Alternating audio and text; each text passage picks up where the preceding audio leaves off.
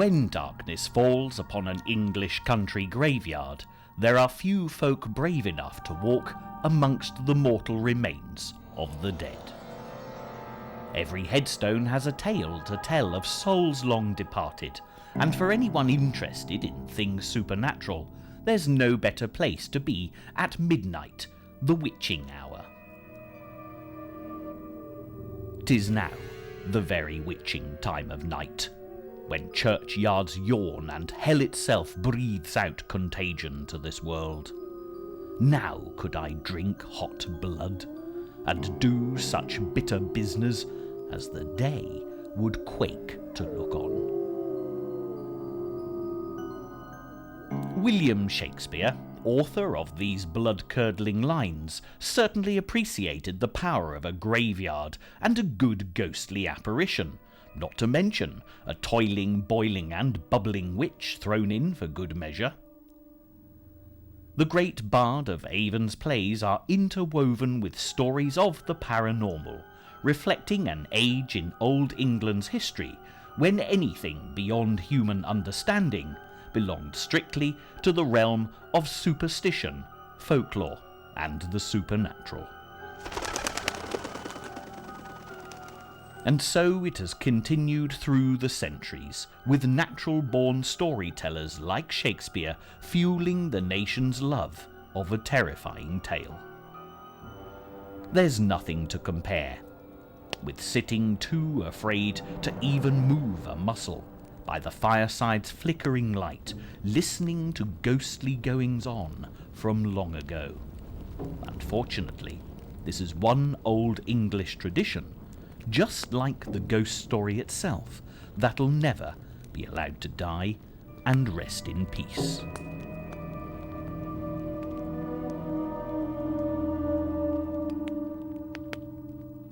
This programme is not for the faint-hearted, and as we go in search of the ghosts and witches that have chilled and petrified successive generations of thrill-seekers, watch carefully, for there are certainly some surprises in store. We'll start the proceedings by following the trail of the ghost of Charles Dickens, undoubtedly one of England's greatest writers, who was himself responsible for the fictional creation of some of the scariest ghosts of all time. Then we're off to the theatre for a sinister performance featuring phantoms and poltergeists in the otherwise charming city of Bath. Next, imagine yourself shut up in a black, claustrophobic hole for weeks on end, not knowing whether you'll ever see the light of day again, and you'll understand the terrible dark atmosphere that pervades this Elizabethan manor house in the heart of the English countryside. Becoming a modern-day witch hunter will transport us to the rural landscape of old Warwickshire, where tales of ancient black magic rituals have a chilling degree of authenticity. And last, but not least, our ghostly quest takes a more southwesterly turn to the Celtic treasure that is the mystical county of Cornwall. With a whole host of spirit beings unique to the region, and a boastful claim of the most evil ghost in all England, there's a great deal of exploration to be undertaken. So, courage, mon ami. We will begin. No programme about English ghosts could possibly be countenanced without mention of Charles Dickens, perhaps the most popular writer of ghost stories ever known.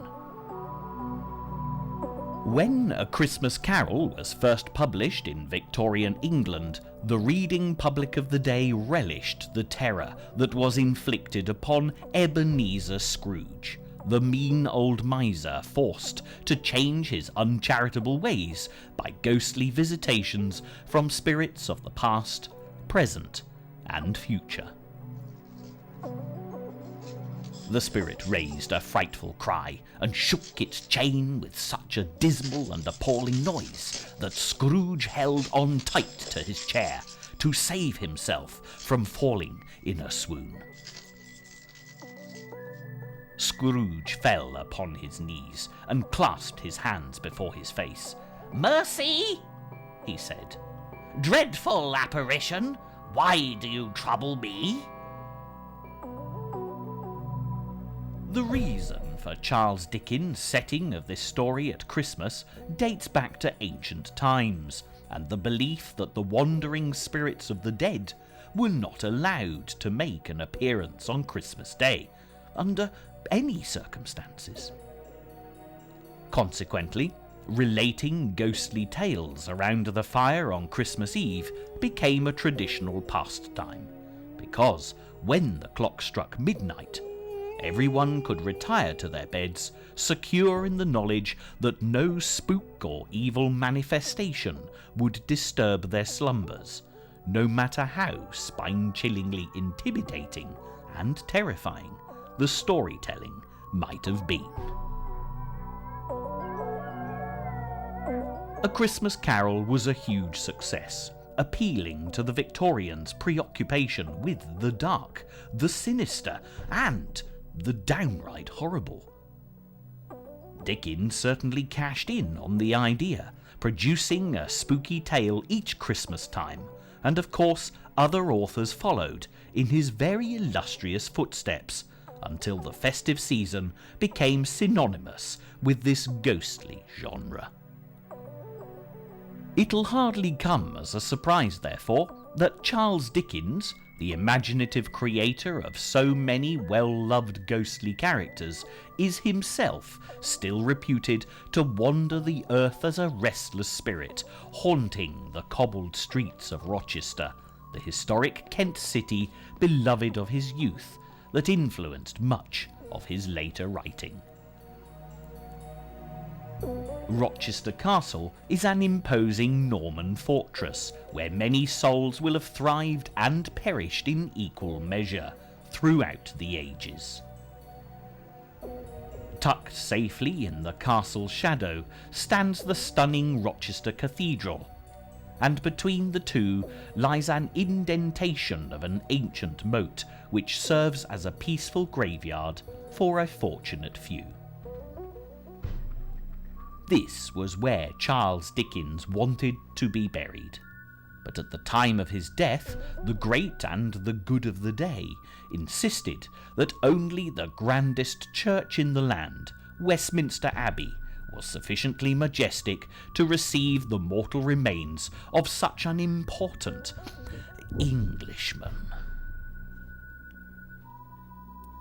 But if you feel a ghostly presence, a chill in the air as you walk over this spot, or hear strange footsteps when there's no one else in sight, you could be encountering the ghost of Charles Dickens, whose elegant spirit form has often been reported lingering in the vicinity.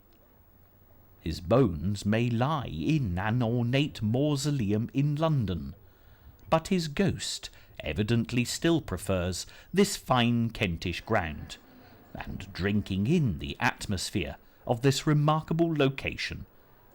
Who could blame him?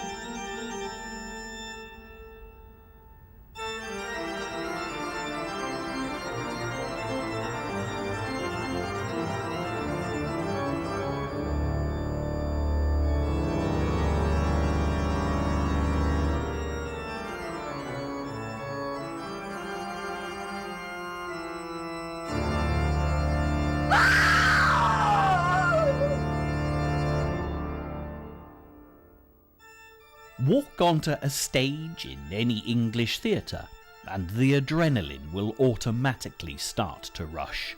Hands tremble involuntarily, the mouth dries, and any attempt at coherent speech will rapidly prove utterly futile. Memories of the epic terror of school productions come flooding back, making your skin crawl far more chillingly than any horror movie, and the eyes of long-departed theatre-goers seem to linger critically in the atmosphere surrounding every empty seat.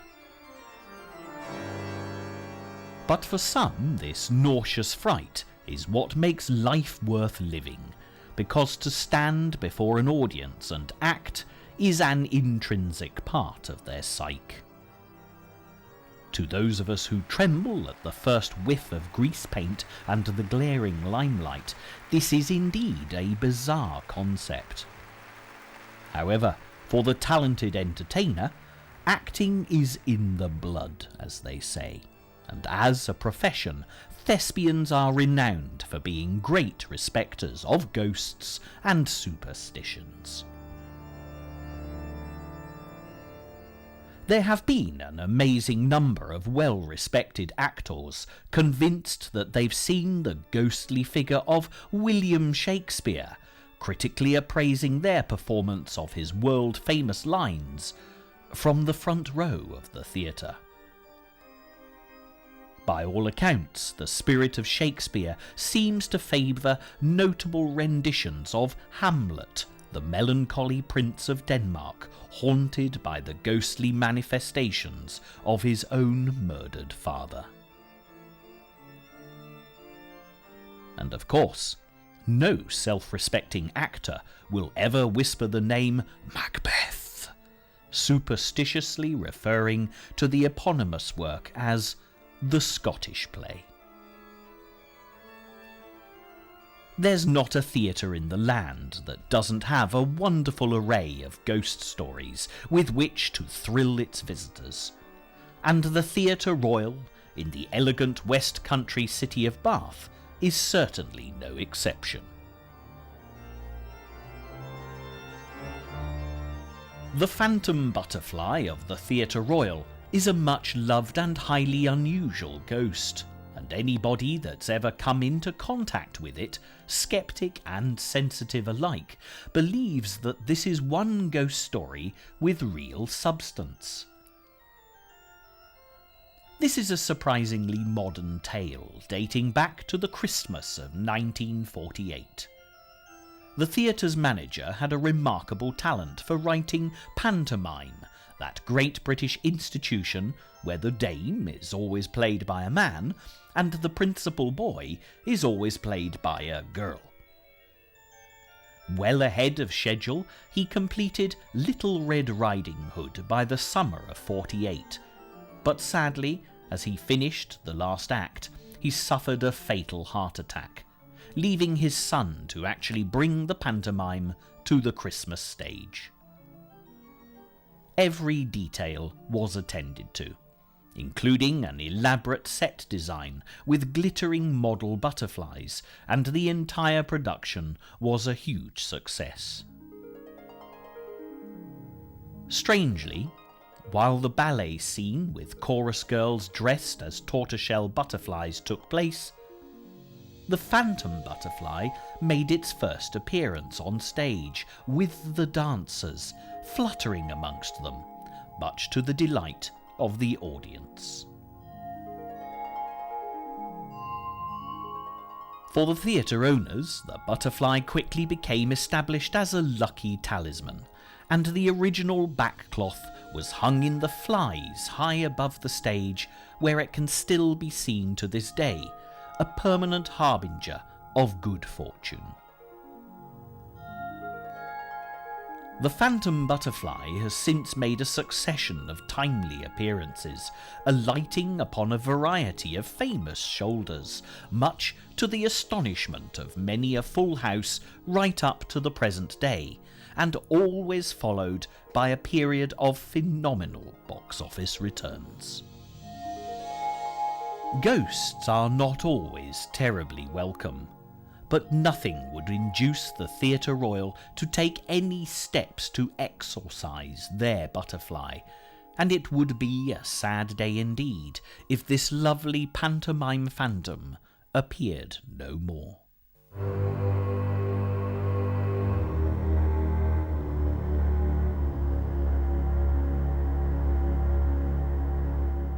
Step outside the Theatre Royal and you'll discover all manner of neighbouring ghostly comings and goings.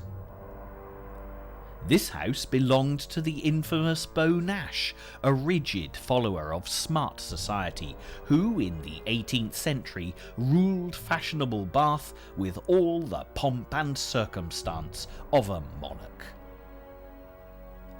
Gambling was a popular pastime for Nash and his social acolytes, but it was also illegal.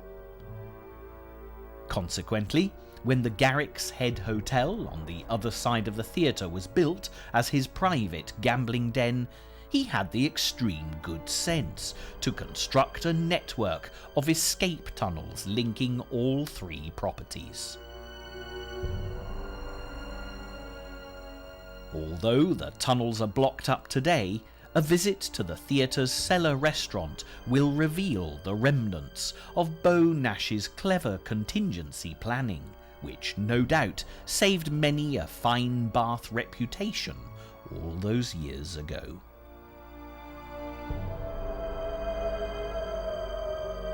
An unpleasant incident that occurred in 1780 is thought to be responsible for the ghostly noises that have been reported here, including clashing swords, shrill screams, and the swearing of diabolical oaths.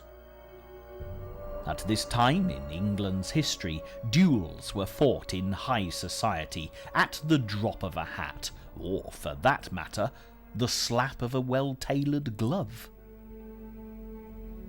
In the highly charged atmosphere of a secret gaming room, disagreements regularly broke out, and often pistols or swords at dawn were the only honourable means of gaining satisfaction. In this particular case, an attractive lady staying at the Garrick's Head Hotel became the object of two gentlemen's amorous desires as they battled over a game of cards. A quarrel ensued, and much to the lady's consternation, swords were drawn and the duellists began to fight. One of the two was her lover, and she rushed from the gaming tables to the sanctuary of her own room. And when she heard the victor's cry as a body lay dead on the ground, she realized that it was not the voice of her lover. Knowing that her beloved's killer was advancing up the stairs to claim her hand as his prize, she leapt, distraught, from the bedroom window to her gruesome, untimely death.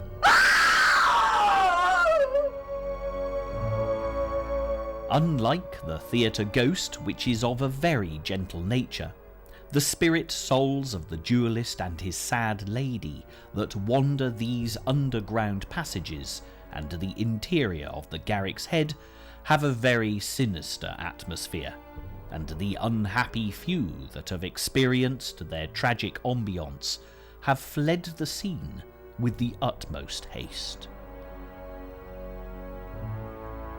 The Garrick's Head is also reported to be in possession of a poltergeist, a troublesome, dangerous spirit that, although never seen, can cause untold damage and nuisance. Fortunately, this is no longer a hotel, so there are no sleepers to be awoken by the crashing thuds and bangs of poltergeist mischief.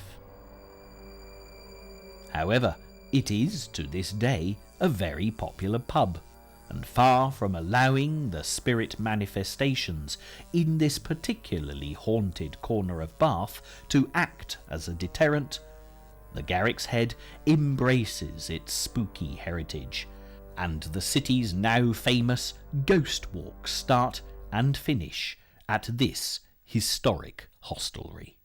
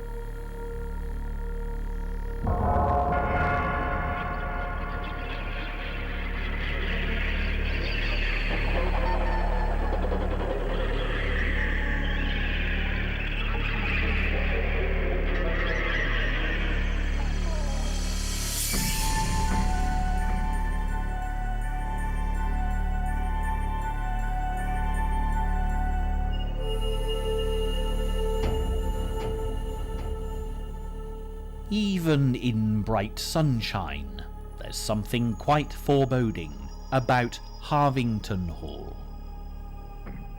It's one of those places where an atmosphere lingers, although it's impossible to pinpoint precisely what it is about this house that sends shivers down your spine. Ask anyone in the area about the hall, and the first thing that they'll categorically tell you is that ghostly priests haunt Harvington. Further interrogation, however, will get you no further, as there are no specific spirits responsible for the hauntings, and you really do have to explore the house for yourself and discover what actually happened here historically to understand the highly charged sense of the paranormal. Harvington, as you see it today, dates back to the 14th century, although most of the building is of Elizabethan construction. Life here was rather peaceful and classically rural for a couple of centuries, until King Henry VIII, famed for having 6 wives, wanted to divorce the first of them. It's hard to believe that an event so far removed from Harvington, at the heart of the nation's capital, could change the character of this house so dramatically. But when the Pope in Rome refused to grant the great philandering monarch a divorce, history was truly in the making. Henry broke away from Rome, appointed himself head of the Church of England, formed a new Protestant religion for the whole country, approved his own divorce, and married the bewitching Anne Boleyn. For the steadfastly Catholic family that lived at Harvington, refusal to renounce their faith wasn't too much of a problem to start with, particularly as when Henry's Catholic daughter, Mary, became queen, she restored the country to Rome in line with her own beliefs. Bloody Mary, as she was more commonly known, turned viciously upon the new Protestant clergymen, and any that refused to return to Catholicism were burned at the stake as heretics.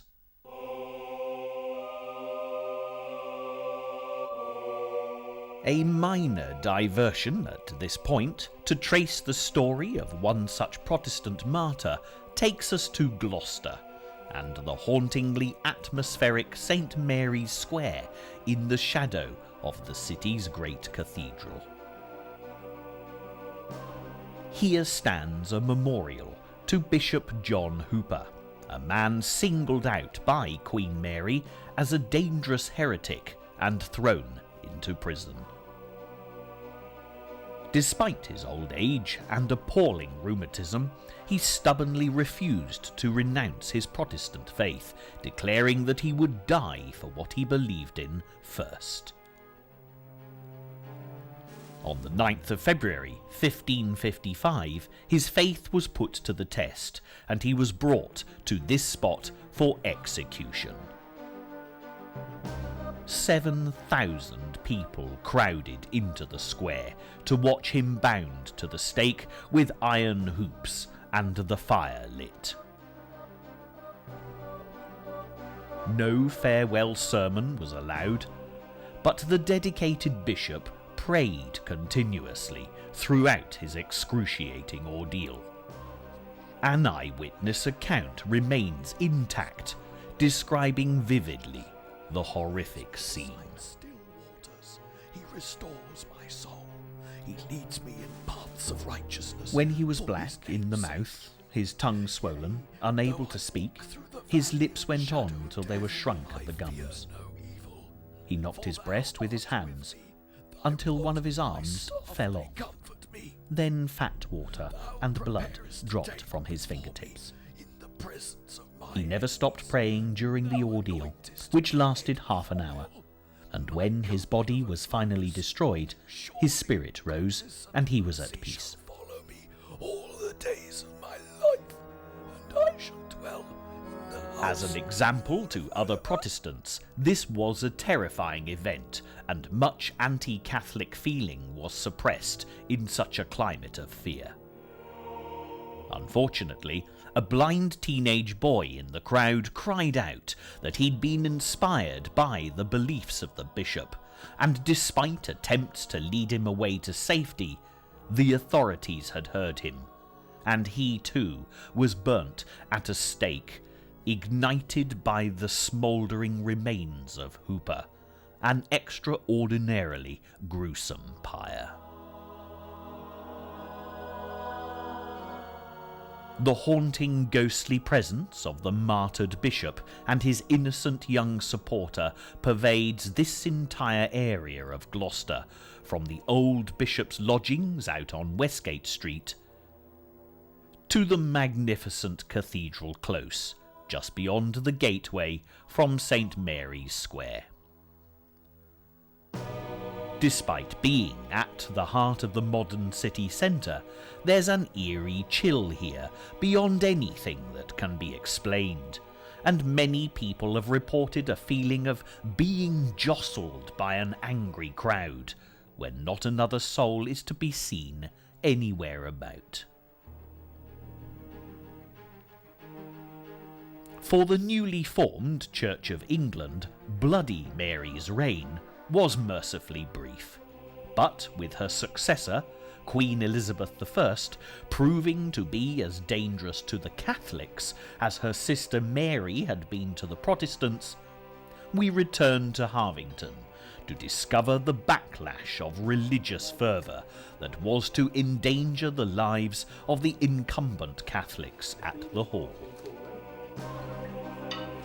In the early days of Elizabeth's reign, she vowed religious tolerance, but as time progressed and the Catholic Church became more determined to reclaim England for Rome, her paranoia and insecurity regarding threats to her own personal safety overcame her. Any priest caught saying Mass was punishable by death, and any household found harbouring a priest would forfeit their property to the Crown and often be thrown into prison as well.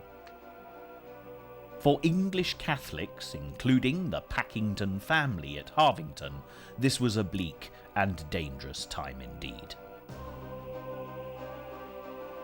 To counteract such draconian laws, a network of Catholic safe houses evolved across the land, where priest holes became an intrinsic part of the architecture, offering sanctuary to the beleaguered men of God.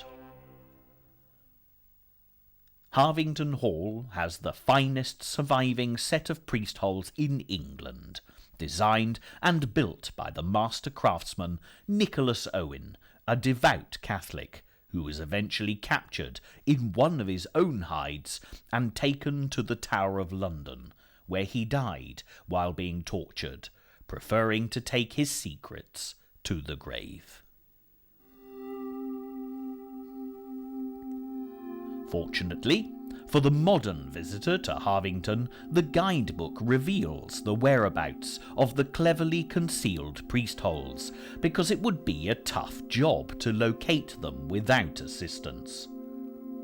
They really are tucked away in the most unlikely of places, and here in the library, this raised panelled section of the room has a well-kept secret.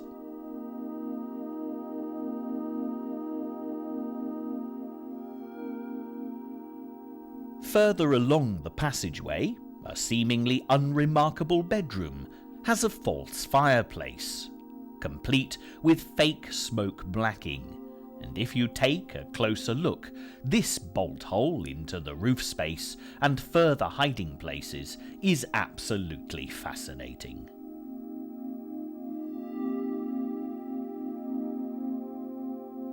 The great staircase harbours yet another surprise. Stairs lift to uncover a remarkably large hide, and many a priest hunter would have walked over the top of his quarry without realising what, or for that matter, who, lay beneath his feet.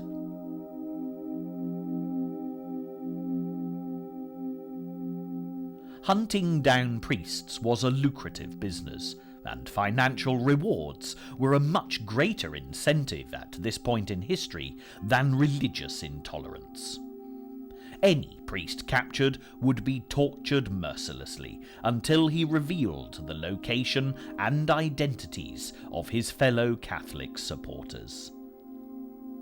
Many didn't survive the rigours of such barbaric treatment, and those that did were subsequently hung, drawn and quartered, a particularly nasty form of execution, whereby the condemned man was hung from a gallows until almost dead, then dragged along the ground, courtesy of speeding horsepower, and if this wasn't sufficient to tear body from soul, disembowelment was called upon to finish the job. It's hard to imagine the fear that these men had to overcome as they lay hidden, often for days on end in total darkness, weak from lack of food, and terrified by every passing footstep. They knew only too well what their fate would be if captured.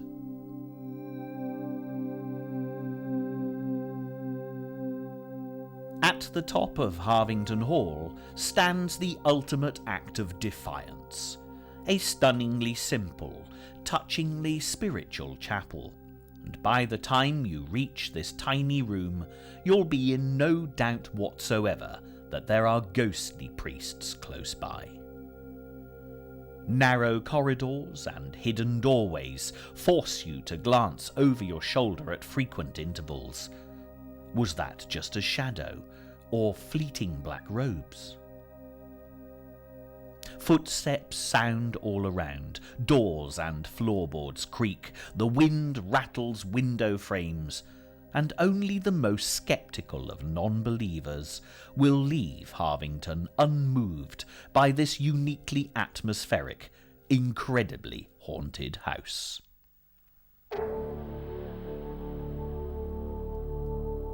If the interior of Harvington has a distinctly spiritual feel to it, then the ghost that haunts the gardens can only be described as being of more pagan origin.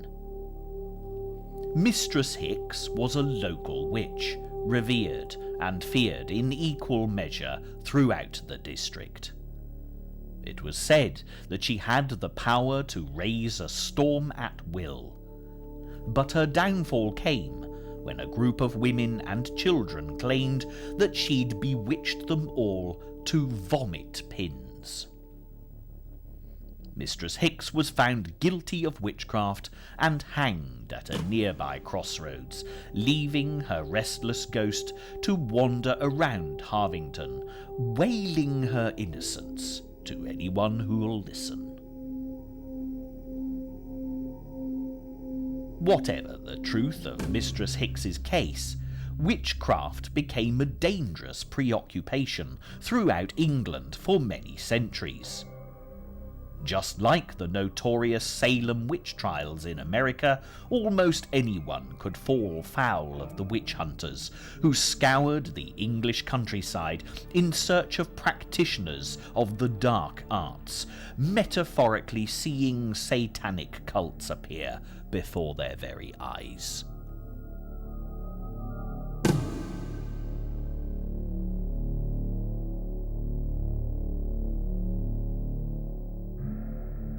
It's difficult to believe that the sleepy Warwickshire village of Long Compton was once terrorised by witches, as the honey-coloured Cotswold stone buildings bask in the evening sunlight.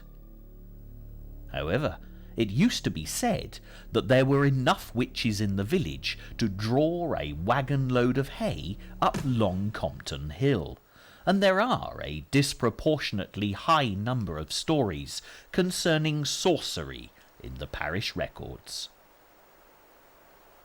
As incongruous as this may sound, looking at the peace and tranquillity of this modern-day scene, a short journey out of the village takes us to the mysterious Rollright Stones.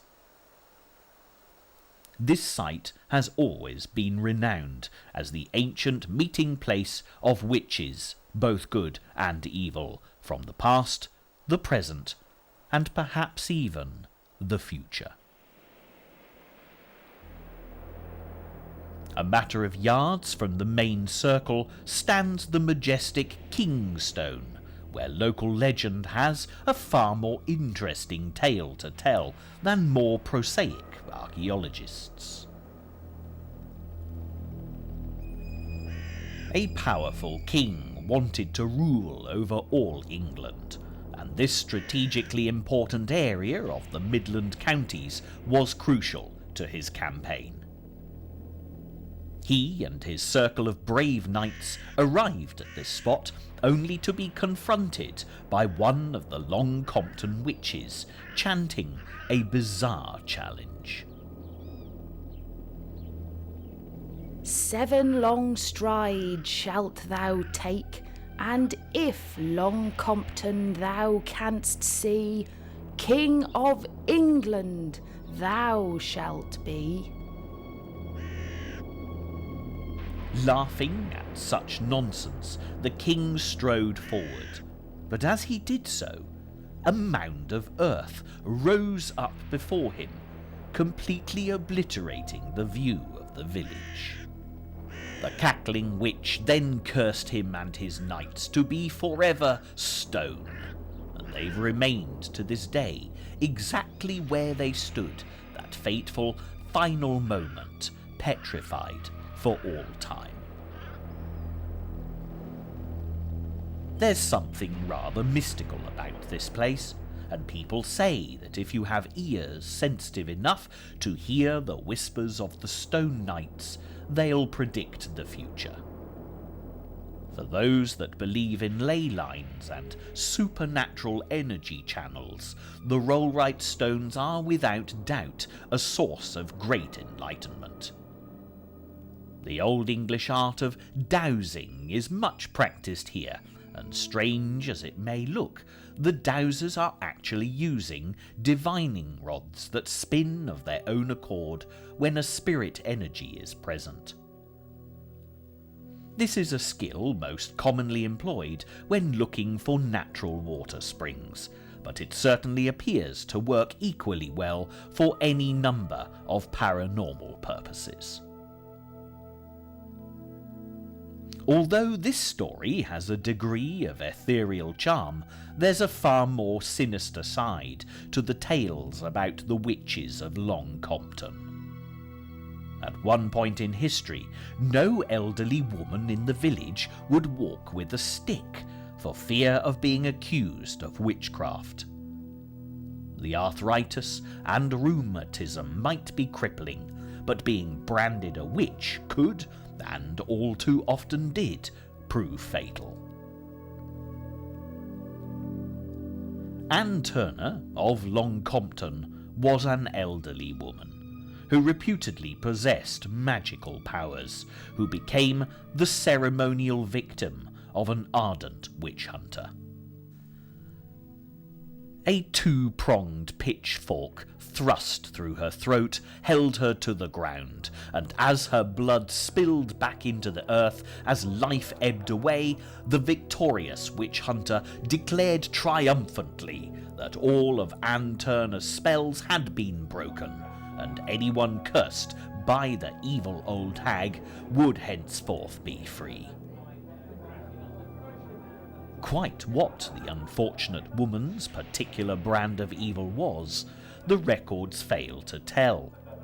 But midwives and wise old women with a knowledge of herbs used in medicine often suffered barbarically at the hands of witch hunters and gossip-mongering villagers. If a baby died soon after delivery, or an infusion of herbs failed to prevent the sick from dying, curses were blamed, and 9 times out of 10, another woman who had attempted to ease the lot of her fellow man was branded a witch. Some were shrewd enough to flee, but this frequently meant leaving everything they possessed behind, as they escaped their tormentors with quite literally just the clothes on their backs.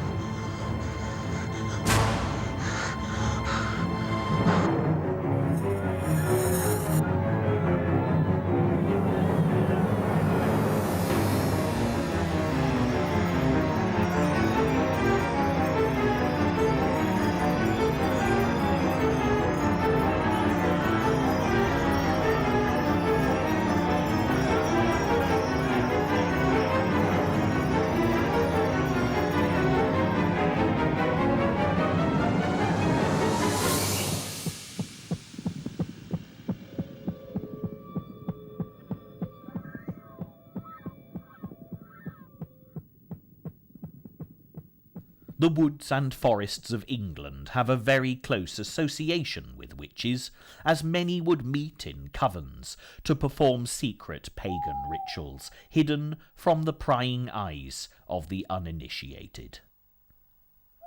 The wych elm, a tree that's now become quite a rare specimen, was thought to be where the thousands of witches who disappeared fleeing the dangers of accusation found refuge, living out their days concealed by twisted bark. For this reason, wych elm is still attributed with sacred properties, and anyone who chops a tree down risks the curse of any witch living within its protection, a dire proposition by anyone's reckoning.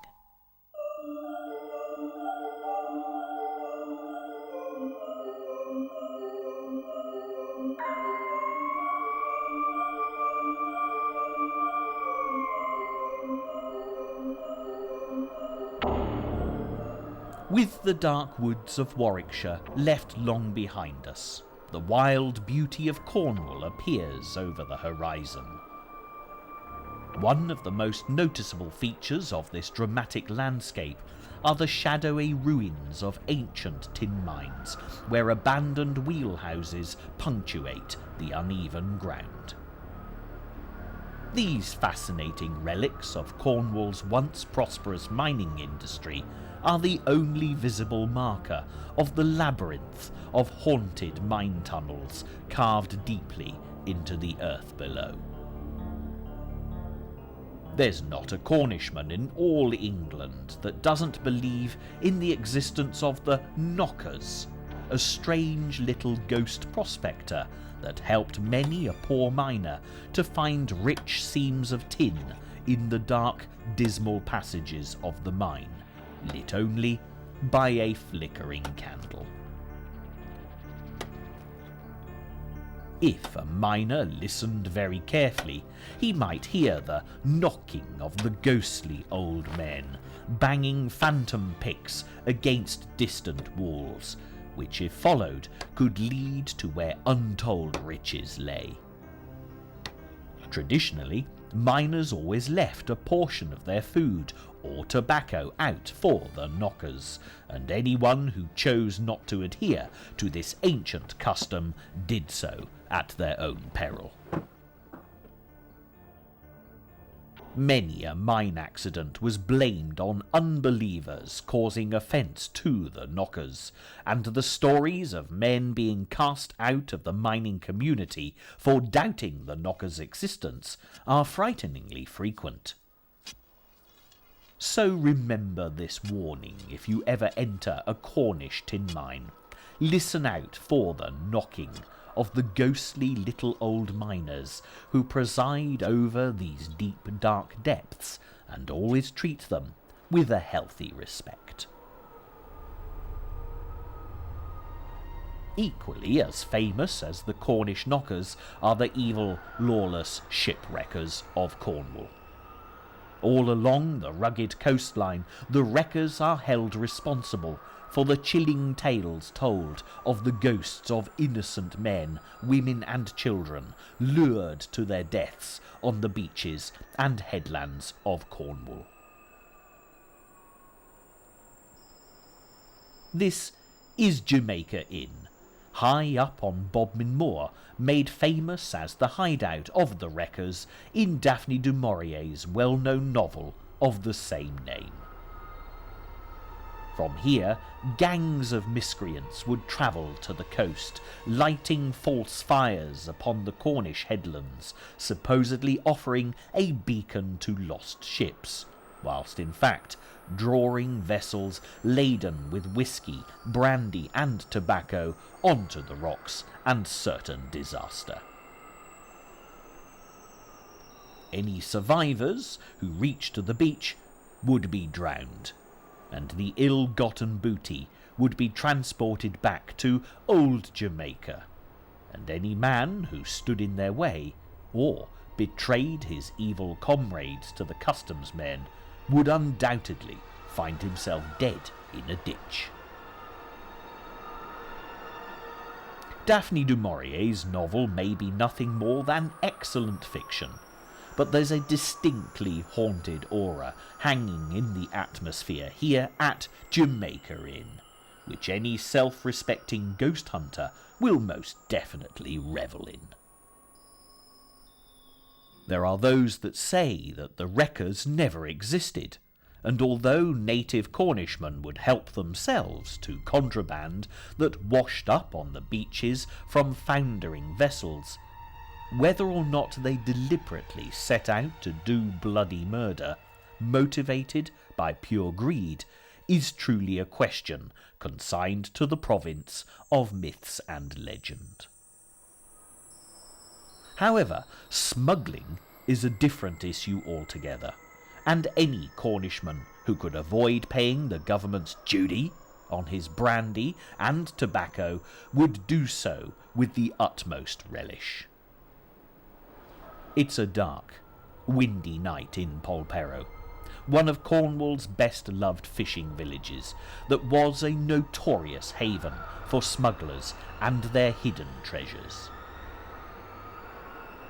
Walking through the empty streets, the ghosts of generations of smugglers seem to hide around every dark corner, ready to ambush the unsuspecting passerby. Of course, it was only the wind screeching through hanging lanterns. It couldn't possibly have been the anguished ghostly screams of a double-crossed smuggler from long ago. Or could it?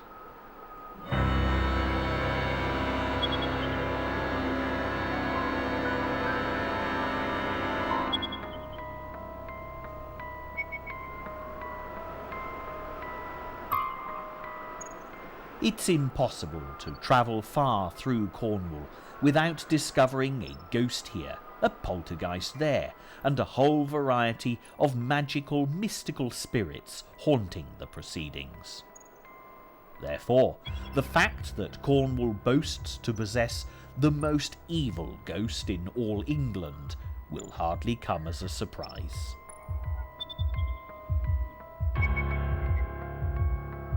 This last ghostly journey takes us to an amazingly atmospheric location, where a dramatic, craggy landscape dominates an otherwise pastoral scene. Roche Rock is an angular granite outcrop from which a tiny 15th century chapel seems to grow skywards. Here the ghost of the black-hearted Jan Tregeagle, reputed to haunt Cornwall from coast to coast, sought refuge from Satan's hellhounds as they pursued him across the bleak, rolling moors. Tregeagle, so legend has it, sold his soul to the devil. But when the time came for his spirit's departure to the depths of hell, he begged the Cornish holyman to save him. A pact was forged, but at a price.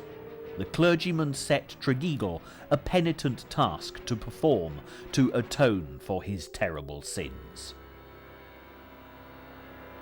This is Dozmery Pool, believed then to be a bottomless freshwater lake with ethereal properties, and Tregeagle was charged with emptying it with a limpet shell driven with holes. Satan, however, had other plans, sending diabolical storms to force Tregeagle to cease his labours, as the small print in the clergyman's contract relinquished his soul to the devil if at any time he stopped his eternal toil. Looking today at the peace and tranquillity of Dozmery Pool, it's difficult to conceive of the ghostly screams of Tregeagle that ring out chillingly in bad weather, hotly pursued by Satan's baying hellhounds. But reports constantly verify his presence here, and those that have encountered the malevolent, screaming evil apparition around the water's edge are convinced that they've been terrorised by Tregeagle's ghost. The chapel of St. Michael at Roche Rock proved an unfortunate choice of sanctuary, as Tregeagle's desire to escape the devil was so desperate he forced half of his body head first in through a chapel window. Inside lived a hermit, a devout man of God, who preached endlessly at the black-hearted spirit. This was just too much, even for the most evil ghost in England, and Tregeagle screamed and howled day and night until locals ventured to the chapel to save him from his dreadful plight. There are as many claims here at Roche Rock of Tregeagle's eternally troubled ghost screaming through the night as there are encounters with him at Dozmery Pool. However, most would accept that this bizarre chapel is the more haunted of the two locations, and it does take nerves of steel to make this chilling climb once darkness has fallen over this electrifying scene. As this programme draws to a close, it's well worth embarking upon a little ghostly detective work, because there was a real Jan Tregeagle who was born near Bodmin in the 1600s, who undoubtedly had a fearsome reputation and a larger-than-life personality. An attempt to find his grave will bring you to St. Breock's Church, not more than a giant stone throw from Roche Rock. The graves are overgrown, and there's an eerie atmosphere to be experienced here. Further investigation will reveal that there were in fact 5 Jan Tregeagles in succession, the much-hated name passing from father to son, generation by generation.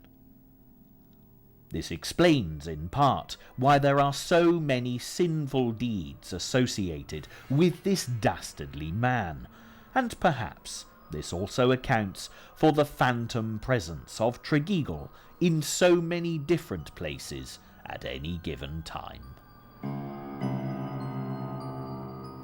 Standing in the shadow of this ancient church, it's comforting to know that the Cornish nation has a special prayer for dealing with such supernatural manifestations as Tregeagle's ghost, and as an extraordinarily sensitive people, it's only right and fitting that they should have the last word when it comes to ghosts and witches of Old England. from ghoulies and ghosties, and long-leggedy beasties, and things that go bump in the night. Good Lord, deliver us. But for those of you whose appetite for ghost hunting has been whetted by this programme, comfort is the last thing that you'll be looking for. Because, after all, there are more things in heaven and earth than mere mortals can possibly explain. And for lovers of spine-chilling ghostly tales, that's just exactly how it should be.